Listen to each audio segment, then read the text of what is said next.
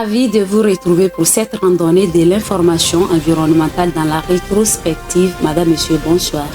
Au menu de l'actualité, au Togo, la saison pluvieuse est souvent en pointe de dégâts. Quelques quartiers de la capitale et ses environs sont souvent inondés. Conséquence du changement climatique, nous en parlerons dans quelques instants. Des professionnels de l'environnement se rendront du 22 au 25 novembre prochain à El Jadida, au Maroc, pour le Green Event. Les détails à suivre. Et puis le sommet des 3 bassins forestiers tropicaux de la planète s'est déroulé depuis quelques jours à Brazzaville, la capitale congolaise.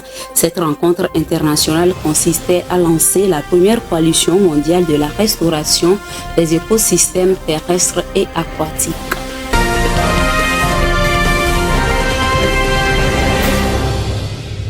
La saison des pluies au Togo cette année a encore fait d'importants dégâts. Vous l'aurez constaté, plusieurs quartiers de Lomé ont été inondés, des bassins de rétention d'eau débordés malgré les dispositifs pris par le gouvernement. Plusieurs facteurs expliquent l'ampleur de ces inondations, notamment les changements climatiques. Alexandra Adekambi. La ville de Lomé est située sur une plaine côtière, ce qui la rend vulnérable aux inondations. Elle est également entourée de collines, ce qui empêche l'écoulement des eaux vers la mer. Les fortes précipitations pendant la saison des pluies, qui s'étend de juin à octobre. Ces précipitations peuvent provoquer des inondations, en particulier dans les zones basses de la ville. L'urbanisation rapide de Lomé a contribué à l'augmentation du risque d'inondation. La construction de bâtiments et d'infrastructures a réduit l'espace disponible pour l'écoulement des eaux. La pollution des eaux a également contribué au problème d'inondation à Lomé. Les cours d'eau et drains, ce qui empêche l'écoulement des eaux. Ces inondations ont des conséquences importantes pour la population, causant des dommages aux biens et aux infrastructures, et elles peuvent également entraîner des pertes humaines.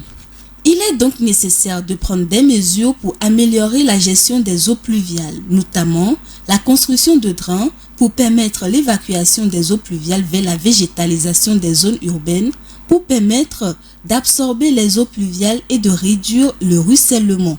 La sensibilisation de la population à la lutte contre les inondations est également importante. Elle doit être informée des risques d'inondation et des mesures à prendre pour se protéger. Cependant, ces mesures seules ne sont pas suffisantes pour résoudre définitivement le problème. Il est donc nécessaire de poursuivre les efforts pour améliorer la gestion des eaux pluviales à Lomé.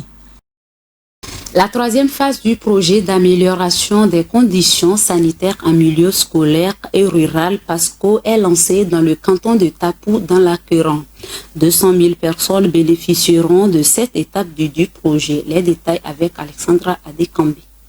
Les travaux de la 3e phase du projet d'amélioration des conditions sanitaires en milieu scolaire et rural PASCO ont été lancés par le ministre d'État, ministre togolais de l'eau et de l'hydraulique villageoise Damhan Yark. Il porte sur la réalisation de 850 forages équipés de pompes à motricité humaine. Ces installations desserviront des écoles primaires rurales, des unités de soins périphériques et des communautés rurales proches dans les régions des Savanes et de la Kara, soit plus de 200 000 bénéficiaires. Ce lancement marque ainsi un pas de plus vers la vision d'un Togo fort, sain et éduqué. Il incarne la détermination du gouvernement à investir dans l'avenir et à améliorer la vie des Togolais, a déclaré le ministre d'État. Comme pour les 2 étapes précédentes, les travaux de PASCO 3 seront réalisés par l'entreprise française Vernier Hydro et la togolaise ECM, entreprise de construction mécanique, qui devront livrer les infrastructures en 2025. Les PASCO 1 et 2 ont permis de réaliser en tout 1000 forages équipés de pompes à motricité humaine dans les Savanes et la Kara. Le PASCO 3 permettra également d'apporter un appui à la gestion des points d'eau et à la promotion de l'hygiène avec l'accompagnement des structures de gestion des points d'eau au comité de gestion de l'eau et à promouvoir le rôle des femmes et des actions de sensibilisation et d'éducation en matière d'hygiène. De plus, les capacités des directeurs régionaux du ministère togolais de l'eau seront renforcées pour donner à l'administration les moyens d'assumer ses fonctions de programmation, de contrôle, de suivi et d'évaluation et de capitalisation du projet. Le coût du PASCO 3 est évalué à 6,5 milliards de francs CFA, environ 10 millions d'euros, financés avec le soutien de l'Agence française de développement AFD. Le gouvernement togolais avance dans son engagement sur la gérance des aires protégées. Il a été mis en place jeudi dernier un office national des aires protégées ONAP dans le but de mettre en œuvre la politique forestière nationale en matière de gestion durable des parcs nationaux et des réserves de faune. Irène Papadina, reportage. Au Togo, les aires protégées seront désormais gérées par une structure autonome en vue d'un meilleur contrôle et exploitation. Le gouvernement a marqué jeudi 26 octobre un nouveau pas dans son engagement sur la question avec la création d'un office national des aires protégées ONAP. Cette nouvelle entité, conçue sous la forme d'un établissement public, est placée sous la tutelle technique du ministère en charge de l'environnement et la tutelle du ministère de l'économie. La mission de l'ONAP est de mettre en place une politique forestière nationale en matière de gestion durable des parcs nationaux, des réserves de faune, des réserves de gestion des habitats et des espaces animaux, des zones de gestion des ressources naturelles et des jardins botaniques. Par ailleurs, il devra permettre un meilleur partage des projets et programmes d'appui au développement des populations riveraines et des aires protégées en vue de la protection du patrimoine vert togolais. Pour rappel, le Togo compte aujourd'hui 83 aires protégées, soit 14% de sa superficie. Une loi est en préparation en vue d'une meilleure gestion de ces espaces verts. L'Agence nationale de la gestion pour l'environnement, ANGE, a reçu vendredi dernier à Lomé un lot de matériel informatique. Cet équipement numérique est destiné à mettre en place un système d'information climatique pour répondre aux exigences de l'accord de Paris sur les changements climatiques. Voyons cela avec Alexandra Adekami. La remise des équipements informatiques pour faire face au changement climatique a été subventionnée pour l'opéralisation du système de mesure, de notification et de vérification au Togo. Selon le coordonnateur du projet sur la transparence climatique, M. Moussa Samarou, cette remise d'équipement est un geste du ministère de l'Environnement et des Ressources forestières dans le cadre du projet de renforcement des capacités sur la transparence climatique. Ces outils informatiques offerts vont permettre de renseigner les informations qui vont être récupérées par les experts pour leur analyse, pour leur estimation des gaz à effet de serre dans les processus des inventaires de gaz à effet de serre. Il s'agit essentiellement des ordinateurs de bureau, des onduleurs et des protecteurs électriques pour sécuriser davantage les équipements. En effet, en plus des équipements, les structures chefs de file des secteurs prioritaires bénéficient d'une subvention d'un montant global de 55 millions de francs CFA pour faciliter l'organisation de la collecte des données nécessaires aux inventaires de gaz à effet de serre. Les secteurs prioritaires identifiés comme ayant une forte potentialité d'atténuation des gaz à effet de serre sont la foresterie et d'autres affectations des terres, des déchets, l'agriculture, l'énergie, les transports, ainsi que les procédés industriels et l'utilisation des produits. Les équipements et la subvention octroyée serviront à améliorer le système national de mesure, de notification et de vérification des inventaires de gaz à effet de serre afin de faciliter le suivi des engagements contenus dans les contributions déterminées au niveau national. L'Est du Ghana est frappé par une inondation dramatique ces derniers jours. Près de 26 000 personnes étaient dans l'obligation de quitter leur domicile à la demande des autorités. Plusieurs dégâts matériels ont été enregistrés. Le constat de Irène Papadina. Les fortes pluies de ces derniers jours ont causé plusieurs inondations.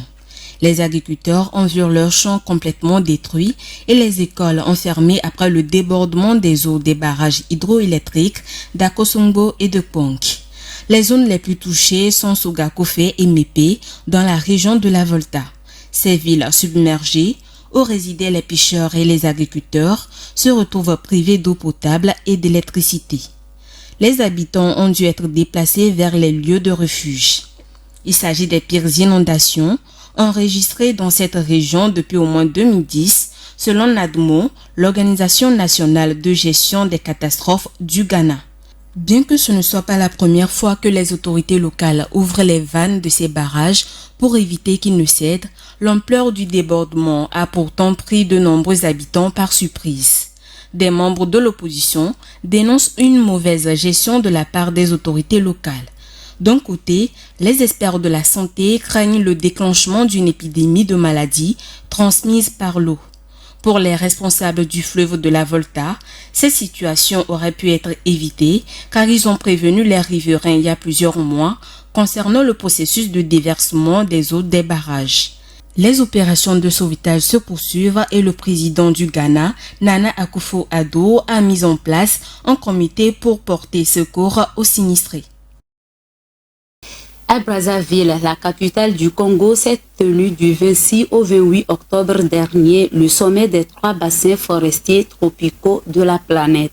Cette rencontre internationale s'inscrit dans le cadre de la décennie des Nations Unies pour la restauration des écosystèmes et a pour objectif de lancer la première coalition mondiale visant à restaurer 350 millions d'hectares d'écosystèmes terrestres et aquatiques. Léon Sagbo pour le compte rendu. Environ 3000 personnes représentant les gouvernements, dont 10 chefs d'État africains, à savoir celui du Congo, de la République démocratique du Congo, du Burundi, de la Centrafrique, des îles Comores, du Gabon, de la Guinée-Bissau, du Kenya, du Sao Tomé-Principe et du Togo, mais aussi des organisations internationales, des ONG, des sociétés civiles, des scientifiques et chercheurs, des environnementalistes et les populations autochtones ont pris part à cet événement. Néanmoins, aucun président de l'Amazonie ni du Bornéo-Mekong n'a fait le déplacement. Seuls la Colombie et le Venezuela ont délégué respectivement leurs ministres des Relations extérieures et des Affaires étrangères. Les objectifs du sommet étaient de construire une coalition mondiale pour accélérer la transition énergétique et de renforcer la collaboration des 3 bassins qui sont considérés comme les poumons de la planète. Dans les déclarations sanctionnant les travaux, les protagonistes ont réaffirmé l'engagement de poser une feuille de route pour la construction d'une coopération entre les 3 bassins. Cependant, durant le sommet, le président de la République démocratique du Congo, Félix Tshisekedi, dont le pays couvre 62% des forêts du bassin du Congo, a dénoncé la destruction par le Rwanda des écosystèmes, forêts et biodiversité dans le parc du Virunga, l'une des réserves naturelles les plus importantes du monde. Le président congolais Denis Sassou Nguesso a quant à lui indiqué que la quintessence du sommet est de définir un schéma de gouvernance en vue d'une alliance mondiale des 3 bassins. Ce sommet, deuxième du genre après celui de 2011, a vu les participants souhaiter qu'ils deviennent réguliers afin que ces 3 ensembles forestiers parlent le même langage à la prochaine COP28 prévue en novembre aux Émirats arabes unis. Soulignons que le secrétaire général de l'ONU, les présidents français et brésiliens sont intervenus en vidéoconférence. Ces bassins représentent les 80% du couvert végétal et environ 3/4 de sa biodiversité. Du 22 au 25 novembre prochain aura lieu une rencontre des professionnels de l'environnement au parc d'exposition Mohamed VI à El Jadida pour le Green Event. C'est une rencontre internationale organisée au Maroc qui a pour thème la transition écologique et du développement durable. Léon Sag. Les dates du 22 au 25 novembre ont été choisies par l'équipe d'organisation de la 13e édition de la Global Green Event. Anciennement appelé Polytech Maroc, ce salon qui est organisé sous l'égide du ministère marocain de la transition énergétique et du développement durable accueillera au moins 10 000 visiteurs et professionnels avec 300 entreprises qui exposeront. Ces expositions seront reparties en 10 thématiques dont l'eau et l'eau polluée. C'est un sujet qui revient d'ailleurs ces dernières années en Afrique, qui est marqué par le stress hydrique, particulièrement au nord du continent et dans la corne de l'Afrique. Des pays comme l'Égypte et le Maroc ont d'ailleurs décidé face à cette crise de dépolluer les eaux usées pour l'agriculture. Il est à noter que l'accent sera également mis sur les énergies renouvelables dans les échanges, puisque le royaume chérifien mise sur le solaire et l'éolien pour augmenter les énergies renouvelables dans son mix électrique. Le Maroc, en 2021, était à 37,6%, soit 4050 MW de la part des énergies propres dans le mix. L'Égypte et l'Afrique du Sud emboîtent donc le pas au Maroc en accélérant leur transition énergétique. Le nouvel enjeu est désormais la production de l'hydrogène vert et ses dérivés, notamment l'ammoniac et le carburant d'aviation durable. Cette filière naissante devrait accélérer la transition écologique d'ici 2030, selon l'avis de plusieurs spécialistes de l'énergie. Au Global Green Event, les expositions seront également organisées autour de la gestion des déchets, la ville durable, les bâtiments verts, la pollution industrielle et d'autres risques de pollution. À l'international, à présent, une proposition de réglementation a été adoptée par la Commission de l'environnement du Parlement européen pour faciliter la réutilisation et le recyclage des emballages. Elle envisage l'interdiction des produits chimiques éternels dans les emballages alimentaires. Reportage.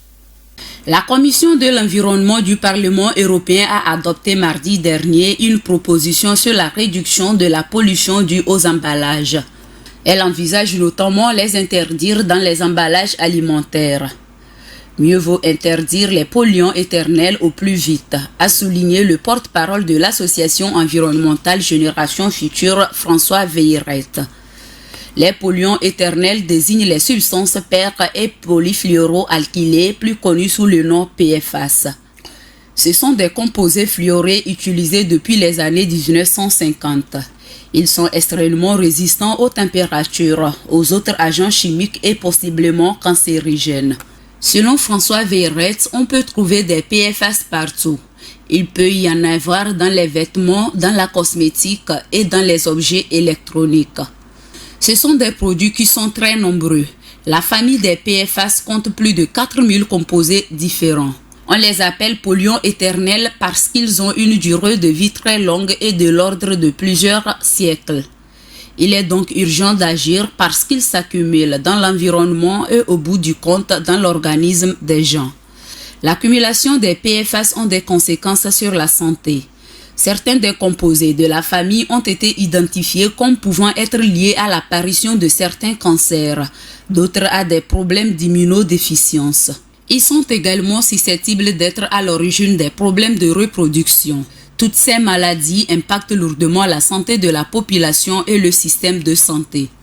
Les eurodéputés se sont également prononcés en commission de l'environnement sur la réduction des déchets. Le résultat du vote sera débattu le 20 novembre prochain en plénière par les eurodéputés afin d'acter définitivement la position du Parlement sur ce texte avant de futures négociations avec les États membres qui doivent eux-mêmes adopter leur position mi-décembre. Les ONG et donc Génération Future trouvent que ça ne va pas assez vite. Un horizon d'interdiction 2027, ça laisse 4 ans durant lesquels la population continue d'être exposée à des polluants éternels dans les emballages alimentaires. Total Energy est de nouveau accusé par Greenpeace pour son implication dans plus d'une trentaine de projets d'énergie fossile. Cette ultime dénonciation à l'égard du géant français des hydrocarbures fait suite à une étude menée sur les 5 continents. Les précisions avec Vivas Aman. Le mania des hydrocarbures Total Energy est à nouveau pointé du doigt pour son implication dans plus d'une trentaine de projets fossiles. En effet, l'ONG écologique Greenpeace accuse Total Energy de participer à 33 projets de gaz et pétrole super émetteurs en gaz à effet de serre. Cette accusation fait suite à une étude visant à démontrer une logique d'expansion fossile en contradiction avec les objectifs climatiques. Selon Greenpeace, cette implication du géant des hydrocarbures en 2022 dans une trentaine de projets d'énergie fossile est susceptible d'émettre au moins 1 milliard de tonnes de CO2. C'est une situation catastrophique pour le climat car ces projets aussi qualifiés de bombes climatiques mettent en péril l'objectif le plus ambitieux de l'accord de Paris en 2015. Celui-ci visait à limiter le réchauffement de la planète à 1,5 degré Celsius par rapport à l'ère pré-industrielle. Les projets polluants de Total Energy se situent dans 14 pays dans le monde et sur les 5 continents. D'après les données de l'ONG Greenpeace, le plus émetteur est le projet d'extraction de gaz de schiste de Vaca Muerta au centre de l'Argentine en Amérique latine. Il est aussi suivi de 2 grands projets au Qatar, au Moyen-Orient. Les autres projets émetteurs de gaz à effet de serre qui sont dénoncés se situent aux États-Unis, au Brésil, en Australie, au Mozambique et aussi en Russie. Ainsi, Greenpeace espère apporter sa contribution au débat d'intérêt général sur l'enjeu de l'expansion fossile, une problématique qui sera au cœur de la COP28 dans un mois à Dubaï, aux Émirats arabes unis. L'objectif de 1,5 degré Celsius de réchauffement d'ici à 2030 semble inatteignable. D'après une nouvelle étude scientifique, l'ambition de l'accord de Paris en 2015 lors de la COP21 est utopique au vu du budget restant. Les climatologues lancent une alerte qui doit pousser à l'action. Viva Samana nous en dit plus. Il est déjà trop tard pour atteindre l'objectif 1,5 degré Celsius de réchauffement global par rapport à l'ère pré-industrielle. D'après une ultime étude publiée le 30 octobre dernier dans la revue scientifique Nature Climate Change sur la quantité de carbone qu'il reste à émettre, il ressort que le volume de budget carbone est si bas que l'objectif est inatteignable. Le seuil de 1,5 degré Celsius est fixé par les scientifiques et permettrait d'éviter un niveau insoutenable de réchauffement provoquant ainsi des catastrophes accrues comme la chaleur, la montée des eaux et autres. Le volume du budget carbone restant est de 250 gigatonnes de CO2 et 40 gigatonnes ont été émises en 2022. Le budget carbone sera épuisé dès 2029, donc impossible de rester sous 1,5 degré Celsius, sauf à arrêter nettement nos émissions de carbone dans 6 ans. Selon Gerhard Kreiner, directeur de recherche à l'Institut des géosciences de l'environnement de Grenoble, ce résultat n'est pas une surprise.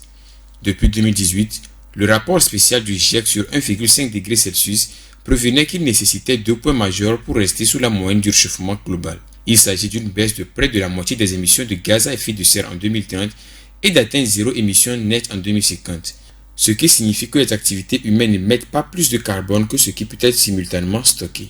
Le chercheur Gerhard Kreiner, qui est aussi auteur de plusieurs rapports du GIEC, déplore le fait que cette fenêtre se ferme puisque nos émissions continuent au contraire d'augmenter malgré les engagements de l'accord de Paris. Cette incertitude pousse les scientifiques du climat à utiliser avec précaution les données collectées qui serviront au pouvoir politique. Le chercheur Robin Lambol du Climate and Environment at Imperial renchérit en déclarant que chaque fraction de degré de réchauffement rendra la vie plus difficile pour les populations et les écosystèmes. Cette étude est un nouvel avertissement de la communauté scientifique. Maintenant, ce sont au gouvernement d'agir. Le Grand Nord de la Terre pourrait devenir un Eldorado agricole grâce au réchauffement climatique.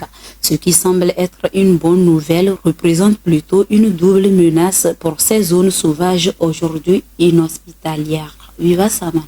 Le réchauffement climatique pourrait avoir un impact positif sur la zone glaciale du nord de la planète. En effet, certaines terres inhospitalières de nos jours seraient propices à l'agriculture d'ici une quarantaine d'années grâce au réchauffement climatique. D'après une étude menée par les chercheurs britanniques de l'université d'Exeter en Angleterre et dont les résultats ont été publiés le 19 octobre dernier dans la revue scientifique Current Biology, quelques 6,4 millions de kilomètres carrés de terres sauvages deviendront arables. Ceci semble être une bonne nouvelle, mais ce n'est pas le cas, car l'intégrité et la biodiversité de ces zones pourraient être détruites par une mise en culture. Cela représente une menace doublement inquiétante parce qu'au-delà de la menace de l'effondrement global de la biodiversité, un autre danger se profile à l'horizon, celui du stockage de carbone, car ces milieux contribuent à atténuer la concentration en CO2 de l'atmosphère. Les auteurs de l'étude affirment dans ce sens que ces zones sauvages aujourd'hui sont l'une des meilleures défenses dont dispose l'humanité contre le réchauffement climatique et ses effets négatifs. Ainsi, dans le scénario le plus pessimiste d'émissions de gaz à effet de serre et de réchauffement global, 2,7 millions de kilomètres carrés de terres sauvages, soit 7%, seraient sous la menace du développement de l'agriculture. Dans le scénario climatique intermédiaire, ce serait 1,85 million de kilomètres carrés de ces régions qui deviendront accessibles pour l'agriculture, soit 4,8% des terres sauvages situées hors de l'Antarctique. Il est considéré comme un animal archaïque survivant des faunes disparues. Le taquin est un mammifère emblématique de l'Himalaya qui joue un rôle écologique et crucial. L'espèce a été refoulée dans les régions isolées où elle a pu survivre jusqu'à nos jours, mais elle reste toujours mal connue. Les images. Avec ses cornes regroupées sur le dessus de sa tête, le taquin est un mammifère herbivore ressemblant au gnou africain apparenté à la chèvre, d'où le nom chèvre gnou. C'est un animal massif qui vit dans les forêts des montagnes de l'ouest de la Chine ou dans l'Himalaya. Du nom scientifique, Bidorgas taxicolor, il mesure entre 1,110 et 2,20 mètres de long, de 1 à 1,30 de hauteur d'épaule et peut peser jusqu'à 350 kg. Il appartient à la famille de Bovidor et unique représentant du genre Bidorgas, avec un régime alimentaire qui se compose de feuilles, d'herbes, de graminées, de bourgeons et de jeunes pousses.